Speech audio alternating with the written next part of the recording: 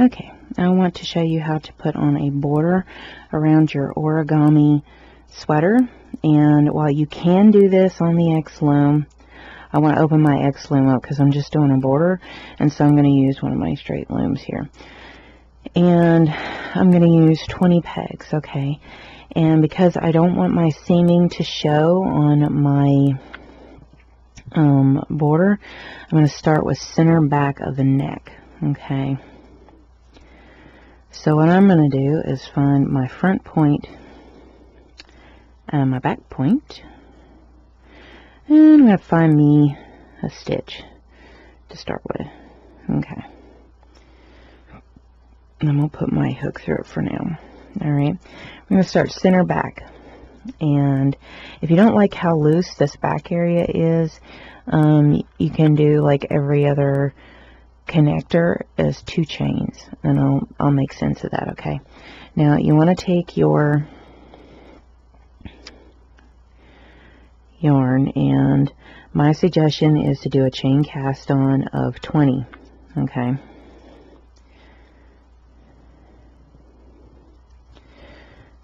so chain cast on 20. Again, you can do this on the X Loom, but I don't want to hang up my X Loom doing a border. So just so you know, you can do that. If you don't want to use your X Loom to do the border, you don't have to if you're sitting on a bunch of looms.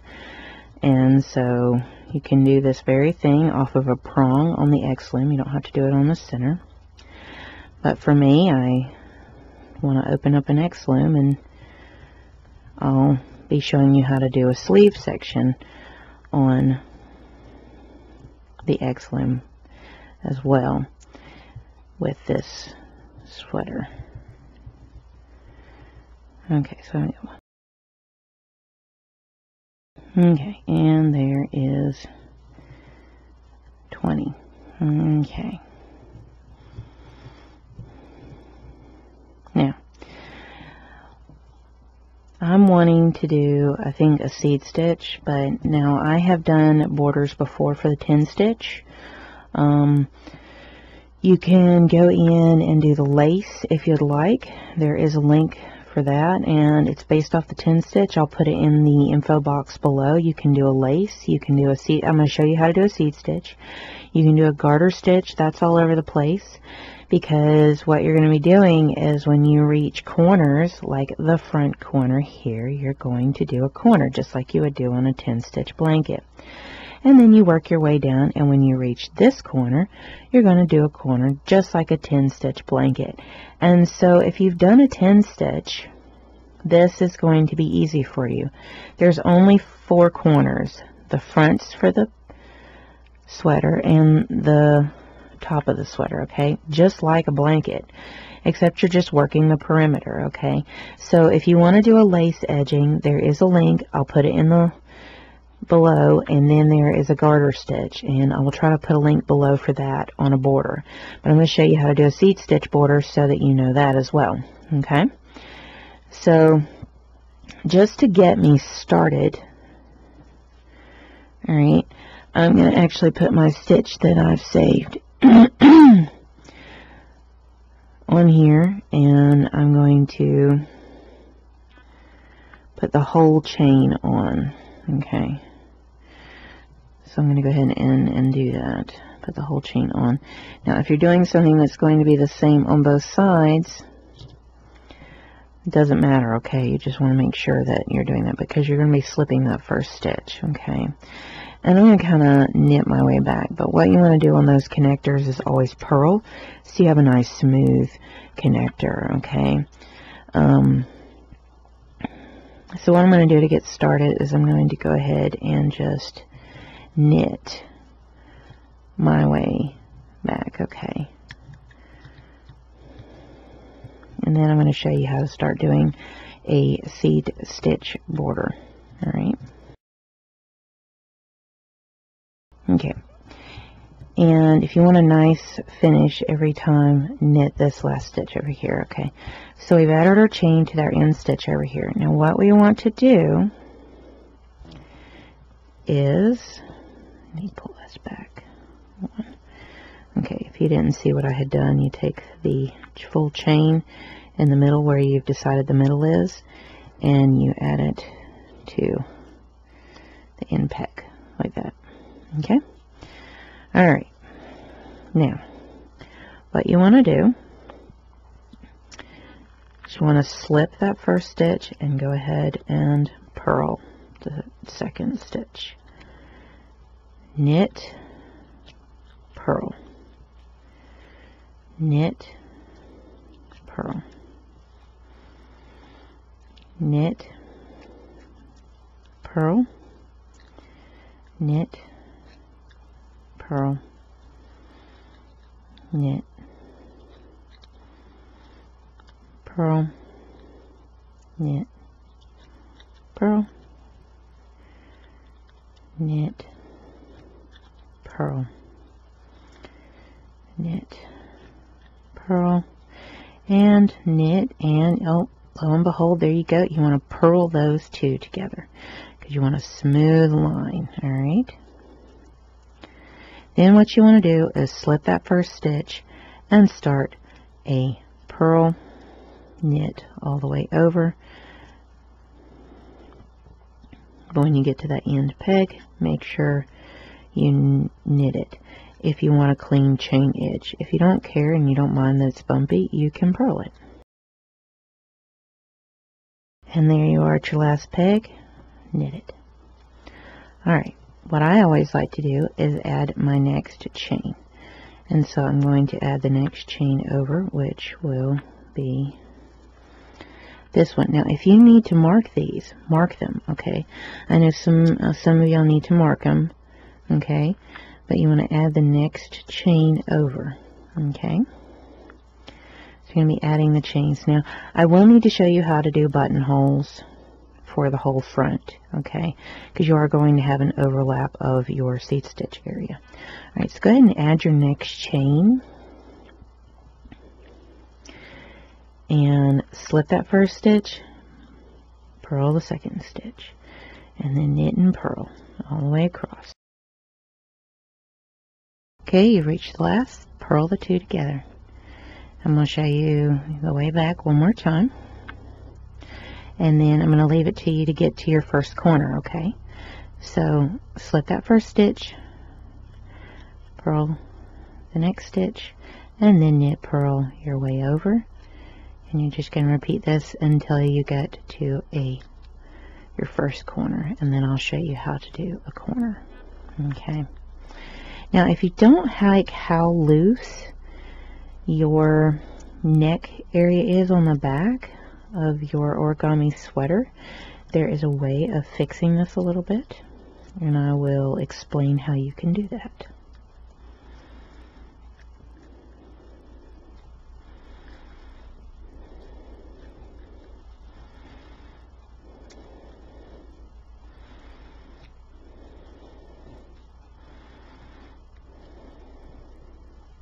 And knit that last stitch. Okay. So let's say you don't like how loose the back is. So we've just done two chains that were just regular. What you can do is then you can do two chains added onto the loom, okay, at one time, which I've just done. So you'll have 3 stitches on here to purl over, okay? And so if you don't like how loose it looks back here, you can add 2 chains to every 3rd addition that you do, okay? So like we just did 2 rows of adding a chain, and then on your 3rd row, on your 3rd set of adding a chain, add 2 chains, okay? And you just do that over and over until you finish the back area, and then stop and then go back to just regular chains if you don't like how loose the back of the neck is, okay? That's an option.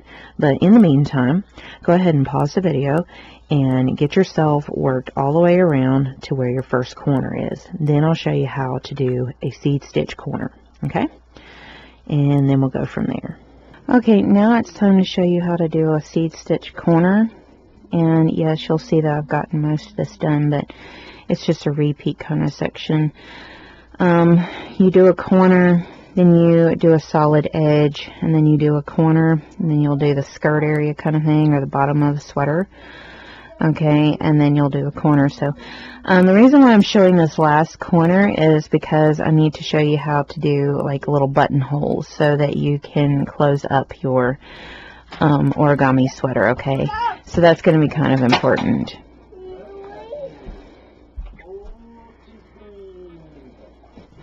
Okay, so the thing with the origami sweater corner is you don't have to worry about adding, but you know that you need to have all your short rowing in wrapping and turning needs to be on this side, not on this side. Okay, so I ended up stopping over here with my last row of adding a chain, and now what I want to do is work my way back.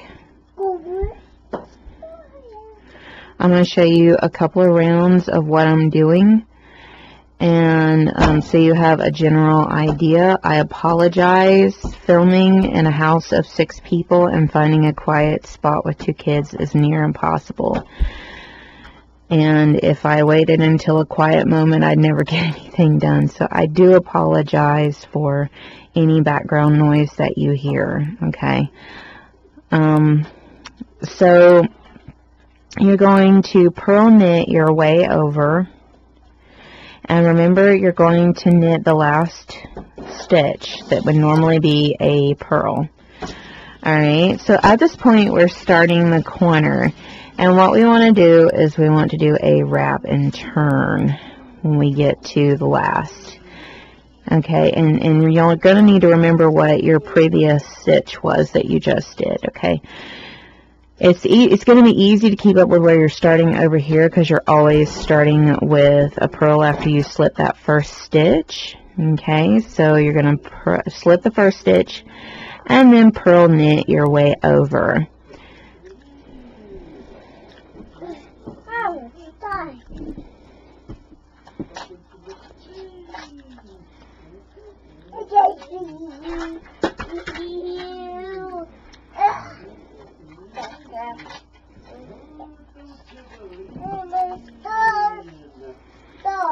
Okay, you have a knit. Remember that is a knit, so that you're going to be starting with a purl the next time. Okay, but also keep in mind with every other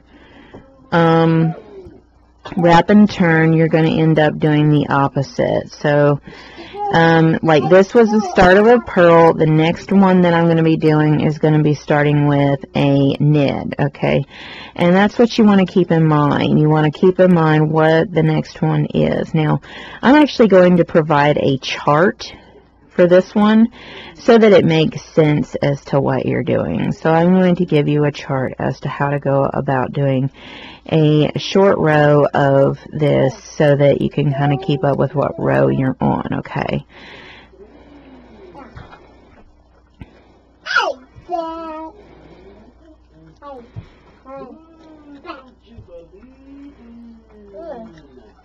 Okay, so you want to knit that last stitch like you normally have been doing, and now you're going to work your way back over, slipping that first stitch and then purl knitting your way to just before the last wrap and turn. Okay.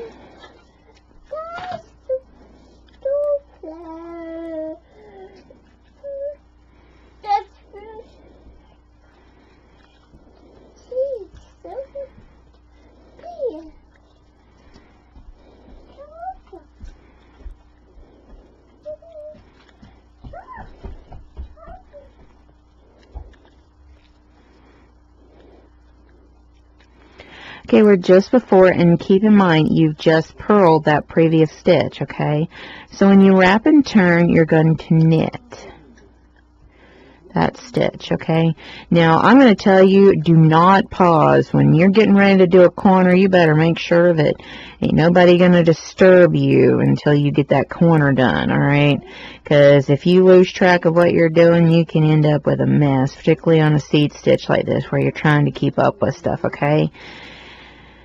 Okay, I'm going to show you 2 more rows, and then I'm going to tell you keep going, and then I'll show you the last 3 pegs on the wrap and turn thing, okay? And then I'll show you how to go in and start increasing. And it's not too bad on increasing, but once you get the hang of this, it's not bad. It's just keeping up with what's a knit and what's a purl when you go in and do that, okay? Make sure you knit that last stitch, okay? Now you want to go back and you want to slip the first stitch, purl knit your way over. Again, I apologize for the noise in the background. Okay, I'm just before that last peg, and I knitted it, so I'm going to wrap and turn, and I'm going to be starting with a purl, okay? Remember, it's alternating. Every other wrap, and you know, you're switching up every time you do a wrap and turn. The first one's going to be a knit when you start back the other direction. The next one's going to be a purl when you start back the other direction. It's just going to keep alternating back and forth. But again, in the written, I'm going to provide a chart so that it's a little easier to keep up with what's what and what you're needing to do, okay?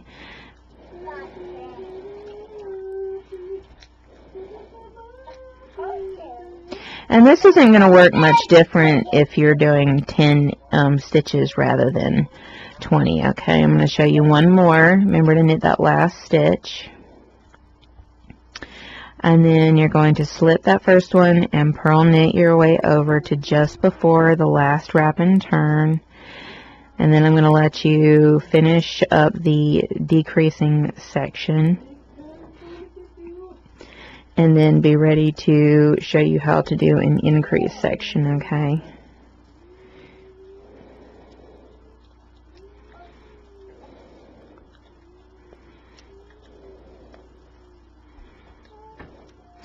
Okay, we're purling, as you can see. So when you wrap and turn, you're going to start with a knit, but because that's a fast movement, you shouldn't lose track of what you just did, okay? Again, I would suggest that if you're doing a corner on this, do not let anybody disturb you for probably about 15-20 minutes, depending on how fast you are at doing a corner, okay? So at this point, pause the video and get your decreases done down to the end here, and I'll probably show you the last 3 pegs of a decrease, okay?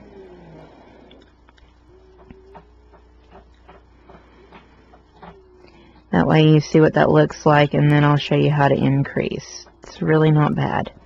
Alright, so pause the video, get your decrease section down on your corner, and I'll come back and show you how to start, finish up the decrease and start the increase section, okay? Okay, I'm to the last 3 pegs on the end, and what I want to do is slip that first stitch, purl, wrap and turn, knit the 2, slip, wrap and turn, and knit. Alright, and that finishes the last 3 pegs. Now we're ready to increase. So what you want to do is slip that first stitch, purl the 2 together. Now we just purled. Now we're going to knit. We're going to start with the peg we finished, and we're going to knit that peg and knit. Slip that first stitch, purl, knit the 2 together, and then you're going to purl the stitch you just finished with, then knit 2. Then you're going to slip that first stitch, purl, knit, purl the 2 together. Start with the peg you finished with, knit, purl, knit, knit. Now, what you're keeping in mind is you're starting with the opposite of what you did the either purl 2 or knit 2 together. You're going to purl, knit, purl, knit the 2 together. Alright, if you knitted the 2 together, then you're going to start off with a purl, okay? So then you're going to go purl, knit, purl, knit, knit. Because you want that last one to always be a knit, okay? Now, I'm going to start back the other direction. Slip 1, purl, knit, purl, knit. Purl the 2 together. Now you know you're going to need to start with a knit on that same peg, okay? So now you're going to knit, purl, knit, purl, knit, knit. Okay, now you're going to do this process over and over again until you have no more wraps and turns. Then at this point, we're going to start working up the other side, and this is where you have a choice. You can choose to do it like a sweater where it's going to be a slip over, and you can just work your way up the other side, do another corner and work your way around, and then just like sew the sides evenly up. Or you can work your way up to the increase section here and do a certain number of buttonholes, which is probably what I'm going to do because it's a dress. So I'm probably going to do it like normal until I get up to here and do my first buttonhole and do 3 buttonholes over this period here. Okay, and my buttonholes are actually going to be on the ends. So what I'm going to do is a series of chains. So the buttonhole is actually going to come across. It's not going to be center like most things, okay? I'm going to show a garter stitch edging with the other style that I'm doing on the smaller baby size with 10 pegs, and I'm going to show you how to go in and do a regular buttonhole with that. And because this is such a wide, this is 3.5 inches in order to make it a 19-inch chest circumference.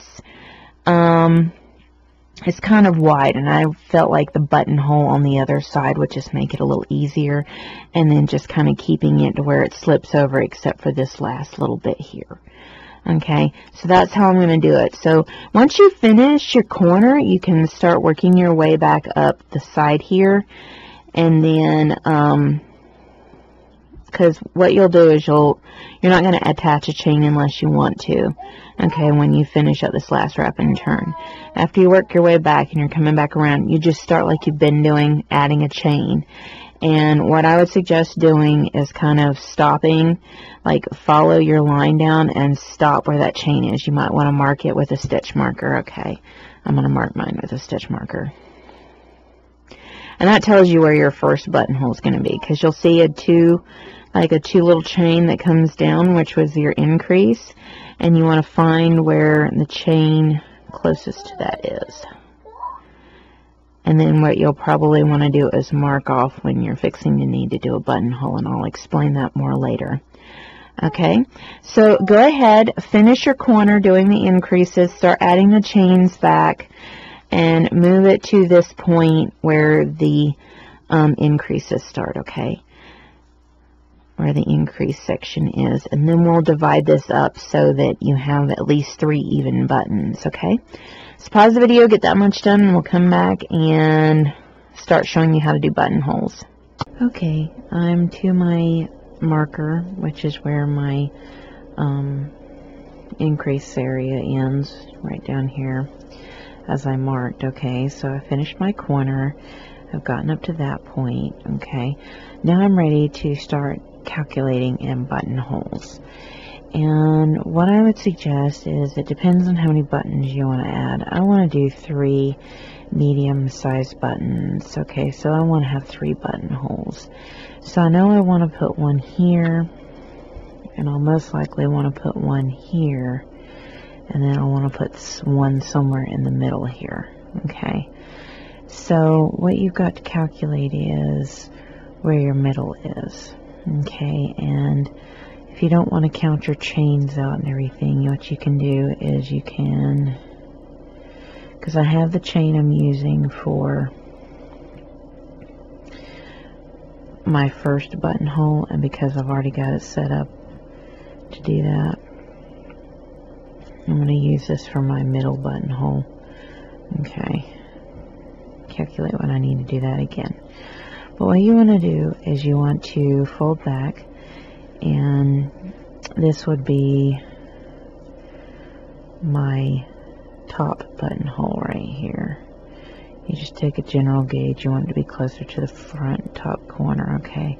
What I'm going to do is I'm going to just temporarily place that on the loom so it's nice and even. Then what I want to try to do is find out where my middle is, and it looks like it is either this one or this one, and I think I will go for this one. Sorry. Okay, so what you want to do is you want to fold, put the stitch, the top stitch that you want your buttonhole to be on there, onto the other stitch, which I have the buttonhole in there for. You want to pull it out to where you find the center, and I believe it's either going to be this one or this one, and I think I'll choose this one. Okay, it's not exact science, okay, it's just whatever general area it falls in. Okay, so that's my center point, and then I know my top point. Alright, and you can mark that one as well. Now I'm going to show you how to do a buttonhole. Alright, so you work your way out, and then what you want to do is you want to do an E-wrap chain. Okay, and because we want to do a larger buttonhole, I want to do 15 E-wrap chains. I'm going to do 1, 2, 3, 4, 5, 6, 7, 8, 9, 10. Okay, there's 10, and I think I may want to do 5 more, so 11, 12, 13, 14, and 15. Alright, and that is how you create a buttonhole. Alright, now what you want to do is you want to work your way back like you normally would. So we're going to start with our purl, knit, purl, knit, purl, knit, purl, knit, purl, knit, purl, knit, purl, knit, purl, knit, purl, knit, and purl those two together like always. Alright, and then slip and work your way back, and at this point you're doing everything like you've been doing through here. You're just going to work it until you have your next stitch marker, and you're going to do it just like we just did here. You're going to repeat it right here when you get to your middle one, and then when you've marked your top one you're going to do the same thing, and then when you get to your top one, and then when you get to your top one you're going to start a corner. Okay, and I showed you how to do a corner, and then you're going to work your way back to the top here in the back center. Alright, so what I'm going to tell you to do is pause the video, do your rows with all the buttonholes, okay, and then do another corner right here. After you do your last buttonhole you're going to do another corner, and then you're going to work your way around the neckline, and then I'm going to come back and tell you to bind off, and then we're going to sew this up. Okay, and that concludes how to do a seed stitch border. Alright, so pause the video and get that much done, and I'll show you how to bind off and then sew up, and that'll conclude how to make a edge on an origami sweater in a seed stitch. Okay, I've completed my buttonholes. As you can see, I've gone around the corner and I've met up with my other side, and what I've done is I've stopped here at the base of the sweater rather than at the end, and here's the bang. Now you can do this either way, it doesn't matter, But here's the reason. When I bind off, I'm going to bind off this way, which leaves my tail over here, and I like to cut a long tail. And what that'll allow me to do is sew my ends together and work my way back. And what that'll do is make it where I don't have a tail I've got to hide at the end of my collar. I get to hide it at the base of my collar. So that makes it a little nicer. So that's just something to keep in mind. And I didn't want to have to weave in a tail at the end of the collar on this side. I wanted to do it in the base. Okay, so I'm ready to bind off. And so I'm going to slip the first stitch and hit the second stitch. Move that second stitch to the first peg. Toss the bottom loop over. And move that stitch over. Knit the next peg. Move that stitch back. Toss the bottom loop over. And move it over. You want to do this all the way to the end. Okay?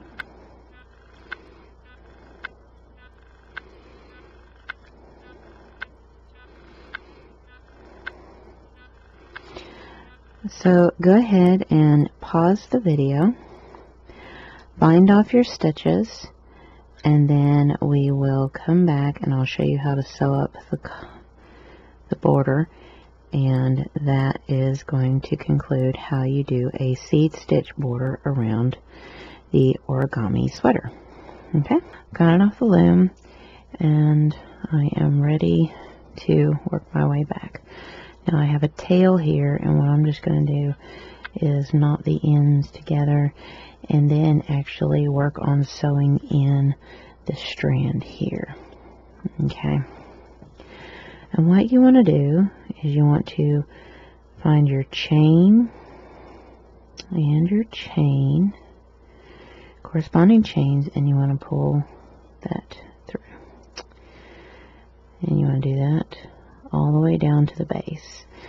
And as you're going on the end, you want to just kind of work in your tail here on the way down. And so you just send it through corresponding chains.